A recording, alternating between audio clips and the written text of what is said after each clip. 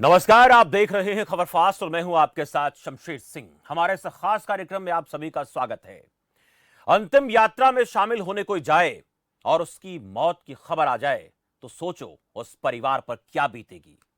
लेकिन यह मंजर तब और भी भयावह हो जाता है जब शमशान घाट में चिता को आग देने आए लोगों पर मौत का कहर बनकर टूट पड़े।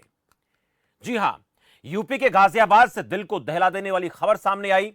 गाजियाबाद के मुरादनगर थाना क्षेत्र के उखरानी में दर्जनों लोग शमशान घाट में लेंटर टूटकर गिरने से मौत के आगोश में समा गए।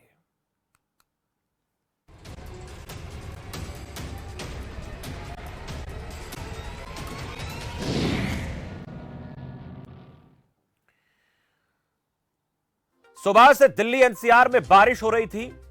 यह शमशान घाट मुरादनगर थाना क्षेत्र के उखरानी बंबा रोड पर स्थित है। मुरादनगर स्थित शमशान घाट पर कुछ लोग एक व्यक्ति के अंतिम संस्कार में शामिल होने आए थे। बारिश की वजह से ये लोग छत के नीचे थे, तभी शमशान घाट का लेंटर भरभरा कर गिर गया। बताया यह जा रहा है कि बारिश की वजह से यह लेंटर गिरा है और शमशान घाट की छत 4 महीने पहले बनाई गई थी, यह भी जानकारी सामने आ रही है। इसमें कई लोग मलबे में दब गए और घटना की जानकारी मिलते ही पुलिस और एनडीआरएफ की टीम मौके पर पहुंची। बचाव कार्य शुरू किया गया। लेंटर का साइज काफी बड़ा था, जिसके चलते रेस्क्यू ऑपरेशन के लिए क्रेन को बुलाना पड़ा। घटना पर यूपी के सीएम योगी आदित्यनाथ ने संज्ञान लेते हुए तत्काल राहत पहुंचाने और कार्रवाई के निर्देश दिए हैं। उन्होंने मामले की जांच रिपोर्ट भी मांगी है। प्राथमिक जानकारी के मुताबिक यह आरोप लग रहा है कि लेंटर के निर्माण में घटिया सामग्री का इस्तेमाल किया गया था, ऐसे आरोप लग रहे हैं। और ऐसे में सवाल यह है कि शमशान घाट का लेंटर भरभराकर कैसे गिरा? क्या वाकई उसके अंदर घटिया निर्माण सामग्री का इस्तेमाल किया गया था? निर्माण में घटिया सामग्री का इस्तेमाल किसने किया? अगर ऐसा है तो और दर्जनों मौतों का असली गुनहगार कौन है? क्योंकि शमशान घाट में लोग किसी की चिता को अग्नि देने जाते हैं और वही खुद यहां पर लेंटर के गिरने से मौत के आगोश में चले जाते हैं। यह बहुत बड़ी लापरवाही है और इस लापरवाही का आखिर जिम्मेदार कौन है, जिसकी जांच होनी चाहिए।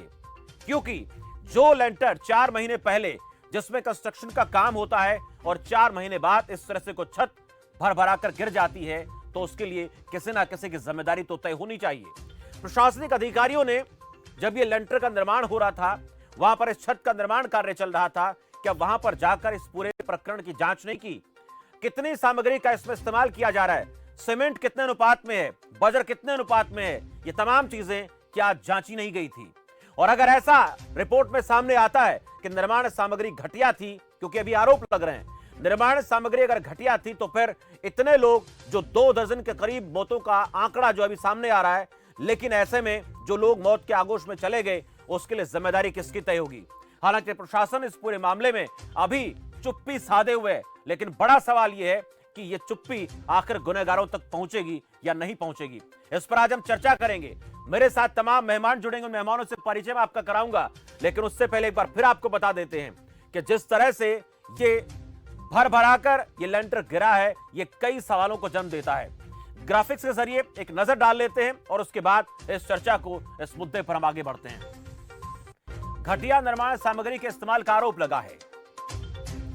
4 महीने पहले छत का निर्माण हुआ था। छत के निर्माण के दौरान प्रशासन की लापरवाही के ऐसे आरोप भी लगे हैं। जिंदगी को शमशान बनाने का जिम्मेदार कौन है? यह बहुत बड़ा सवाल है। मेरे साथ मेहमान जुड़ चुके, परिचय आपका करा देता हूं। Aditya Pratap Singh, deputy commandant NDRF. Aditya Pratap ji, बहुत बहुत स्वागत है आपका।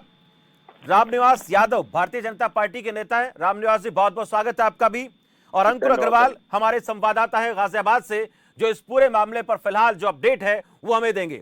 अंकुर, सबसे पहले आपसे जानना चाहूंगा, ये जो मौत का आंकड़ा लगातार बढ़ रहा है, इसको लेकर क्या जानकारी है? क्या और ज्यादा मौतों की आशंका जाहिर की जा रही है, या फिर अभी जितने लोगों को मलबे से बाहर निकाला गया, रेस्क्यू को लेकर जानकारी क्या है, वो भी आपसे जानना चाहेंगे। और जो आरोप लग रहे हैं कि घटिया निर्माण सामग्री का इस्तेमाल किया गया, क्योंकि 4 महीने पहले ही इस छत का निर्माण हुआ था, ऐसी बात सामने आ रही है, तो फिर इस तरह से लेंटर का गिर जाना ये कई सवालों को खड़ा करता है।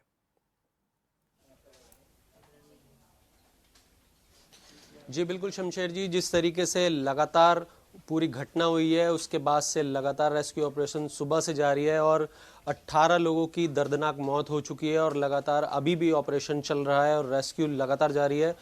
30 लोग अभी भी जो है ज़िंदगी और मौत के बीच झूल रहे हैं। उनका रेस्क्यू के बाद उन्हें अस्पताल में भर्ती कराया गया है, जिनमें कुछ लोगों की हालत अभी भी नाजुक बनी हुई है।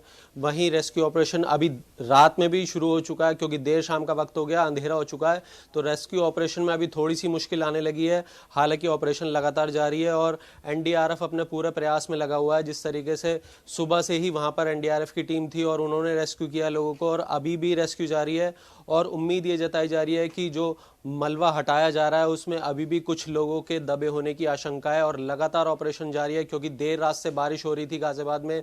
उसके बाद ये बिल्डिंग गिर गई।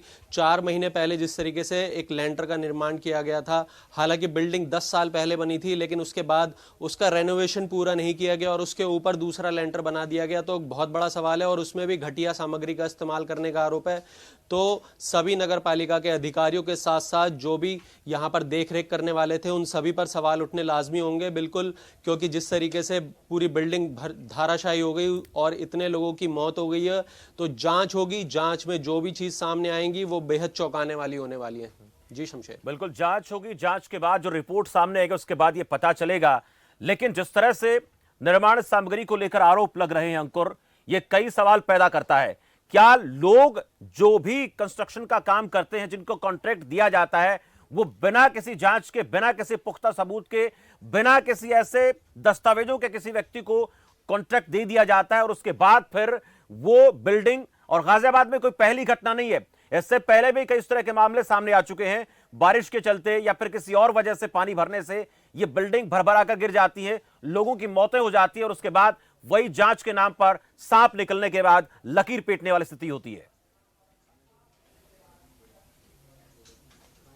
जी बिल्कुल शमशेर, जिस तरीके से पहले भी गाजियाबाद में इस तरह की वारदात हो चुकी हैं, एक बिल्डिंग पहले भी ऐसे ही धाराशायी हो गई थी, उसके बाद अब ये सामने आया मामला, क्योंकि लगातार देखने को मिल रहा है कि वारदात होती हैं और अधिकारी साफ कहते हैं कि जांच होगी, जांच होगी, लेकिन जांच के नाम पे वही ढाक के तीन पात, कुछ सामने नहीं आता, फाइलों में दफन कर दिया जाता है सब चीज़ों को। और इसमें सब ऊपर से लेकर नीचे तक सबकी मिली भगत है, क्योंकि बिल्डिंग 10 साल पहले बनी थी और सरकारी विभाग की बिल्डिंग थी, शमशान का इलाका है, और उसके बाद ऊपर से उसके ऊपर सेकंड फ्लोर बनाने के बाद उस पर लेंटर डाल दिया गया, उसमें भी घटिया सामग्री इस्तेमाल की गई और बारिश ने उसमें ऊपर से कोड़ में खाज का काम किया। तो सभी के ऊपर जांच होगी तो सामने आएगा और नगर पालिका के बहुत सारे अधिकारी इसमें सस्पेंड होने वाले हैं। बिल्कुल बिल्कुल अंकुर, आप इस अपडेट बनाए रखें। आपके पास लुटूंगा मेरे साथ Aditya Pratap Singh, deputy commandant NDRF, पहले उनसे जान लेते हैं। आदित्य प्रताप सिंह जी, इस प्रकार के रेस्क्यू होते हैं उनमें बड़ी दिक्कतों का सामना करना पड़ता है, क्योंकि एक आशंका बनी रहती है, मन में एक इस बात की उम्मीद भी रहती है कि जो भी व्यक्ति इस मलबे के नीचे दबे हैं, अगर उनमें से कुछ लोगों की जिंदगी अभी भी बची हुई है और उन लोगों को निकालना भी जरूरी हो जाता है। हालांकि कुछ कंफर्म नहीं होता कि कितने लोग इसमें जिंदा बचे होंगे, कुछ लोगों की मौत हो चुकी होगी, लेकिन इस प्रकार के रेस्क्यू ऑपरेशन किए जाते हैं, उनमें कितनी मुश्किलों का आप लोगों को सामना करना पड़ता है और इस घटना को लेकर आपकी क्या प्रतिक्रिया है? देखिए, जब इस घटना के बारे में आपको पता चला, जैसे ही हमारे कंट्रोल रूम में इंफॉर्मेशन आई, एसएचओ द्वारा हमको बताया गया, तुरंत हमारी टीम 10 मिनट में रेडी ऑन द व्हील रहती है। वो तुरंत टीम है हमारी, 2 टीम को हमने वहाँ मार्च किया जी। इनके पास सभी प्रकार के रेस्क्यू इक्विपमेंट होते हैं, सभी रेस्क्यू इक्विपमेंट से सुसज्जित एक टीम होती है। इसमें डॉग स्क्वाड भी होते हैं जो जिंदा व्यक्ति को ढूंढते हैं। इस सब रिसोर्सेज के साथ हम तुरंत मौके पर पहुंचे और हमने देखा कि वहां पर चारों ओर केओस फैला हुआ है और खासकर बारिश की वजह से रेस्क्यू ऑपरेशंस में काफी दिक्कत आ रही थी जी। ऐसे में हमारे रेस्क्यूअर्स ने जिला प्रशासन के साथ मिलकर रेस्क्यू ऑपरेशन कैरी आउट किया और हमारी टीम द्वारा 3 डेड बॉडीज को वहां निकाला गया, जो काफी बुरी तरह से क्रश थी। और इसके बाद जो जेसीबी जो काम कर रहे थे, उसमें हमारे पास कुछ बोल्ट कटर्स होते हैं और आरआर सॉज, चिपिंग हैमर्स और कई तरह के इक्विपमेंट हैं, जिसका इस्तेमाल करते हुए हमने जिला प्रशासन के साथ मिलकर रेस्क्यू ऑपरेशन को अंजाम दिया। इस ऑपरेशन में आप लोगों को काफी वक्त लगा, लेकिन ये जानूंगा आपसे कि रेस्क्यू ऑपरेशन के दौरान जो डेड बॉडीज आप लोगों ने वहां से निकाली, और जो लोग वहां पर उस डेड बॉडी निकालने के दौरान कुछ ऐसे लोग भी होंगे जो जिंदगी और मौत से जूझ रहे थे, वहां पर क्या मंजर आप लोगों ने देखा? हमारे आने से पहले, क्योंकि रेस्क्यू ऑपरेशन पहले से चालू था, तो जो जीवित व्यक्ति थे उनको ऑलरेडी निकाला जा चुका था। लोकल कम्युनिटी और वहां पर जो मौजूद प्रशासन के ओहदेदार थे, उनके द्वारा उनको निकाला जा चुका था, जीवित व्यक्तियों को। जी। हमारे आने के बाद सिर्फ 3 डेड बॉडीज रिकवर हुई वहां पर। आप लोगों ने जो रेस्क्यू किया उस दौरान बिल्डिंग की हालत को लेकर कुछ जानकारी आपको मिल पाई कि किस प्रकार की ये छत थी? इसको लेकर कुछ आप बता पाएंगे? देखिए, ये काम होता है स्ट्रक्चरल इंजीनियर का, हम रेस्क्यूअर्स हैं। हमारा मेन काम होता है रेस्क्यू ऑपरेशंस को कैरी आउट करना। बिल्डिंग मटेरियल या बिल्डिंग का प्रकार वो क्या है, उसके बारे में जो एक्सपर्ट्स हैं उनकी राय बेहतर होगी। हमारा काम रेस्क्यू ऑपरेशंस था और हमने वहां पर ये रेस्क्यू ऑपरेशन कैरी आउट किया है। ये जो रेस्क्यू ऑपरेशन चलाया गया, ये आपके लिहाज से सही समय पर पूरा हो गया था या अभी इसमें कुछ और गुंजाइश आपको नजर आती है कि काम चल रहा है, या कुछ और इसके अंदर कुछ लोगों के दबे होने की आशंका है? देखिए, ऑलमोस्ट लगभग खत्म हो चुका है, फिर भी हम एक कंफर्मेशन लास्ट में करते हैं कि कहीं ऐसा ना हो कि मलबे में और किसी के व्यक्ति के जीवित या मृत होने की संभावना हो। हमारे पास जो डॉग स्क्वाड होता है, वो डॉग जीवित व्यक्ति की गंध सूंघकर बता देते हैं कि यहाँ जीवित व्यक्ति है। तो उनका हमने बार बार उनसे, जेसीबी ने जब मलबा हटाता है उसके तुरंत बाद फिर हम डॉग स्क्वाड से सर्च कराते रहते हैं। तो जीवित व्यक्ति की संभावना वहां नहीं थी। अभी कंफर्मेशन किया जा रहा है और ऑपरेशन लगभग समाप्ति की ओर है। आसपास के जो लोग वहां पर मौजूद रहे होंगे, उनकी तरफ से आप लोगों को कितना सहयोग मिला? क्योंकि ये इस तरह के जो काम होते हैं, इस तरह की जो घटनाएं घटित होती हैं, उसमें लोगों की एक भावना होती है, उसका कितना सहयोग मिला? क्योंकि तस्वीरों में देख रहे हैं कि लोग खुद लेंटर जो है गिरा हुआ है, टूटा हुआ है मलबा, उसको खुद जेसीबी के साथ उठाते हुए नजर आ रहे हैं। जी, आमतौर पे community is always the first responder. सबसे पहले जो रेस्पॉन्ड करती है वो कम्युनिटी होती है। वहाँ जो लोग काम कर रहे थे, वहाँ जो लोग मौजूद थे, उन लोगों ने काफी अच्छा सर्च एंड रेस्क्यू ऑपरेशन चलाया और लोगों को उन्होंने जल्दी से जल्दी निकालने में घायल व्यक्तियों को काफी मदद करी। प्रशासन अपनी तरफ से बहुत अच्छी तरह से काम कर रहा था वहाँ पर और हमें सभी से पूरी तरह से पूरी मदद मिली है। एक और चीज आपसे मैं पूछना चाहूंगा, ये रेस्क्यू ऑपरेशन आप लोगों ने शुरू किया, तब आपने कहा कि उससे पहले कुछ लोगों को निकाल लिया गया था जिंदा, लेकिन जो मृत लोगों की संख्या है उसको लेकर आपको अभी जानकारी है आपके पास कि आपके हिसाब से कितने लोगों की मौत इस मलबे में दबने से हुई, और गंभीर रूप से घायलों को लेकर कुछ जानकारी आपको मिल पाई हो? नहीं, ये बेहतर बता पाएंगे जो जिला प्रशासन के ओहदेदार हैं, ये उस चीज को बेहतर बता पाएंगे क्योंकि वो लोग वहाँ शुरू से मौजूद थे वहाँ पर, और किसको कहाँ भेजा जा रहा है ये इसका आंकड़े जिला प्रशासन के पास मौजूद होते हैं। हम रेस्क्यूअर्स हैं, हम रेस्क्यू ऑपरेशन कंडक्ट करते हैं। इस मामले में मैं आपको नहीं बता पाऊंगा। जी, आदित्य प्रताप जी, बहुत बहुत शुक्रिया जानकारी के लिए। डिप्टी कमांडेंट एनडीआरएफ टीम हमारे साथ जुड़े हुए थे। उनका ये कहना था कि इस पूरे रेस्क्यू ऑपरेशन के दौरान जो लोग थे वहां पर उन्होंने मदद की, प्रशासन का पूरा सहयोग मिला, लेकिन बिल्डिंग के अंदर किस तरह की क्वालिटी का इस्तेमाल किया गया बनाने के दौरान, ये इन लोगों को जानकारी नहीं होती है। यह काम वहां का स्थानीय प्रशासन देगा और वो इसकी जांच भी करेगा। हालांकि जांच के आदेश दे दिए गए हैं, लेकिन अभी जो जानकारी आ रही है वो यही आ रही है कि आरोप ये लग रहा है कि इसके निर्माण के दौरान जो सामग्री इस्तेमाल की गई वो घटिया सामग्री थी। अब इसके बाद जांच किस कदर होगी, किस एंगल से जांच होगी, इसको लेकर हम बातचीत करेंगे। हमारे साथ रामनिवास यादव हैं, भारतीय जनता पार्टी के नेता है। रामनिवास यादव जी। जी जी। रामनिवास यादव जी, बहुत दर्दनाक ये हादसा हुआ है और 18 लोगों की मौत की खबर अब तक आई है, ये पुष्टि हो चुकी है, लेकिन अभी भी बहुत सारे लोग ऐसे हैं जो गंभीर रूप से घायल हैं। लेकिन ये हमें दुआ करनी चाहिए, उम्मीद करनी चाहिए कि जितने भी लोग घायल हैं वो रिकवर जल्दी हों। लेकिन इस दर्दनाक हादसे को लेकर आपका क्या कहना है?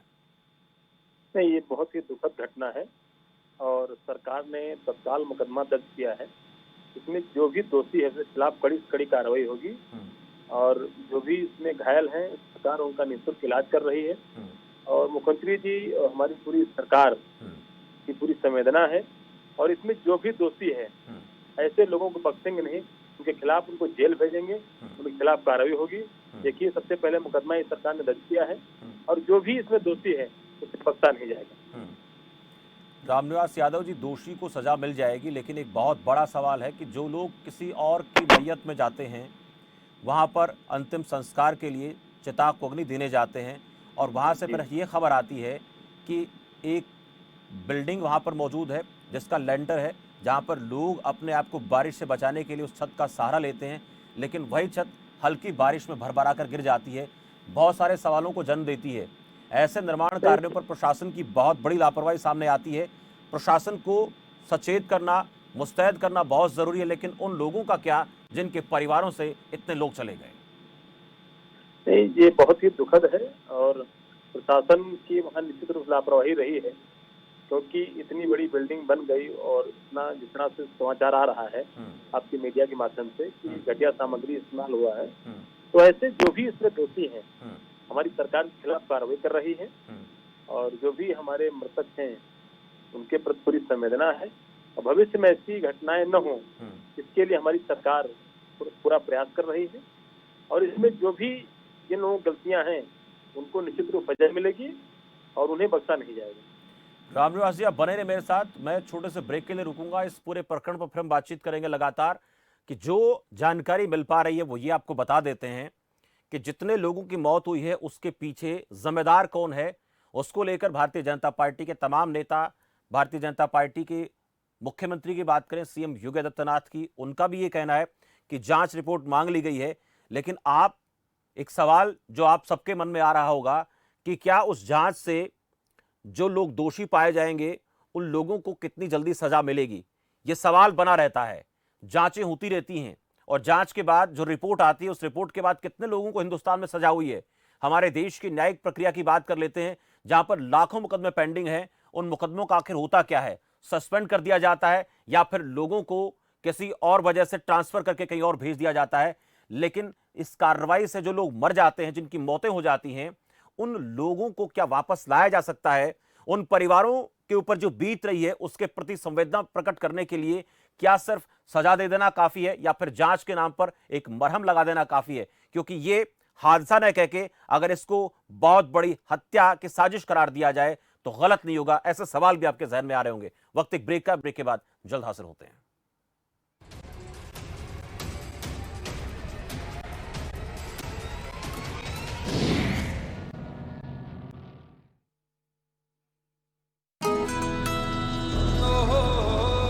लाखों किसानों का भरोसा असीस फीड।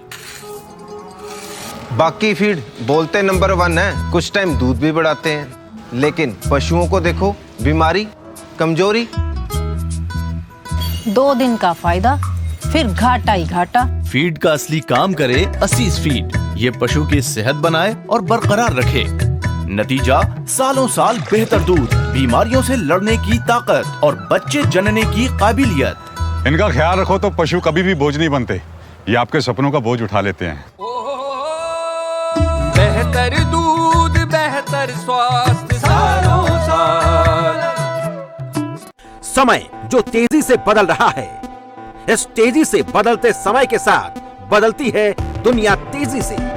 देश हो या विदेश, मनोरंजन हो या खेल, 25 मिनट में देश विदेश की हर खबर पहुंचेगी आप तक। न्यूज शॉर्ट्स सिर्फ खबर फास्ट पर। Chinar Fabrics, a stylish and fashionable, a complete menswear. Chinar Fabric.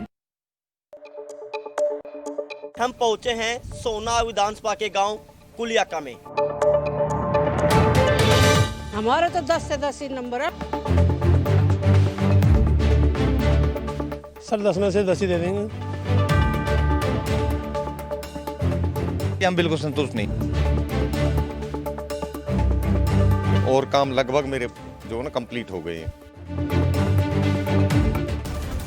X ray देहात देखना न भूलिए आज शाम 6:25 पर सिर्फ खबर फास्ट पर। नोट में मिली आजादी के साथ कई जिम्मेदारियों का ध्यान हम सबको रखना होगा। जितना जरूरी हमारा काम पर जाना है उतना ही इन बातों का ध्यान रखना भी है, जैसे हैंड वॉश या साबुन से हाथ धोना ताकि हाथों में कीटाणु या वायरस ना रहे, सोशल डिस्टेंसिंग का पालन ताकि हम किसी कोविड संक्रमित व्यक्ति के संपर्क में न आ पाए, मास्क पहनना ताकि बाहर किसी भी कैरियर से कोविड-19 वायरस हमारी नाक या मुंह से हमारे शरीर में प्रवेश ना कर पाए। राष्ट्रीय स्वास्थ्य मिशन हिमाचल प्रदेश द्वारा जारी।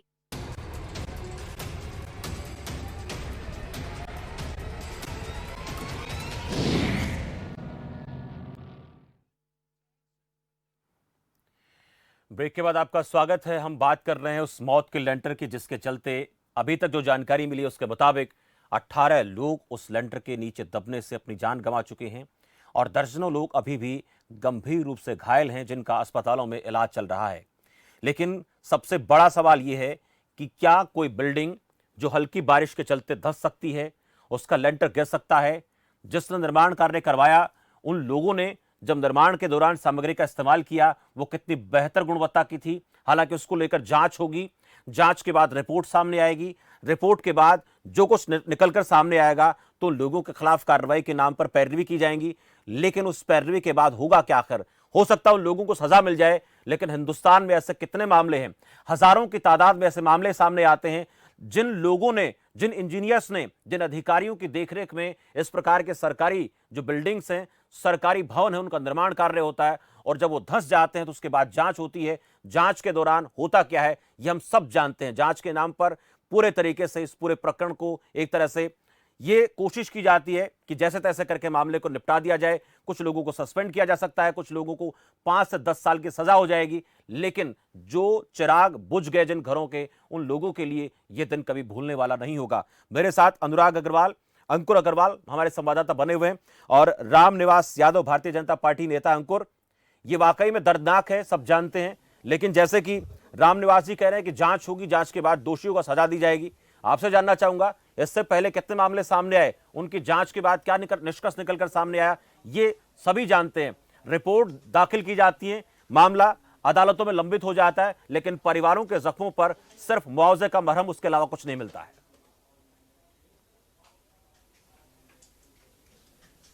जी बिल्कुल शमशेर, सही बात कही आपने। जिस तरीके से पहले भी वारदात हो चुकी हैं, इस तरीके की बहुत सारी बिल्डिंग गिर चुकी हैं, गाजियाबाद, नोएडा और ना जाने कहां कहां। लेकिन क्या होता है सबको पता है, आप भी देखते हैं, हम भी देखते हैं, जांच होती है, फाइलें पर फाइलें बनती रहती हैं, केस चलते रहते हैं, लेकिन आखिर में क्या होता है, जा सस्पेंड कर दिया जाता है या ट्रांसफर कर दिया जाता है। लेकिन किसी भी बाबू पे, नगर पालिका के अधिकारी पे या जीडीए पे या नोएडा के अधिकारी पे, किसी पे इस तरह की कोई कार्रवाई नहीं होती। नोएडा में भी बिल्डिंग गिरी थी, 100 से ज्यादा लोग उसमें दब गए थे। क्या हुआ? जांच के बाद कुछ नहीं, फाइलें बनाकर दफन कर दी गई और बोल दिया गया कि हाँ जांच होगी, सस्पेंड ज्यादा सस्पेंड कर देते हैं, उसके बाद कुछ नहीं होता। तो जो सब इसका निष्कर्ष निकल के आता है वो यही है कि अधिकारी बैठे हैं, उनको पता है कि ज्यादा सस्पेंड कर दिया जाएगा या ट्रांसफर होगा, इससे ज्यादा कुछ नहीं।